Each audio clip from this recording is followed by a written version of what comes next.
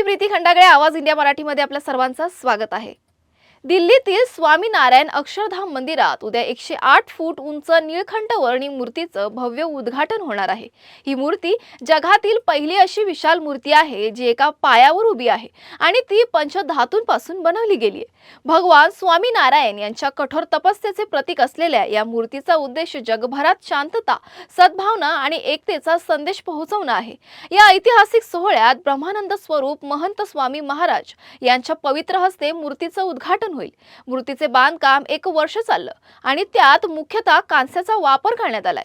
ही मूर्ती 8 फूट उंच पायथ्यावर बसवली आहे आणि ती स्वामी नारायणच्या तपस्येचं मानवीकरण आहे। जिथे ते मुक्तीनाथ येथे 4 महिन्यांपासून एका पायावर उभे राहिले होते।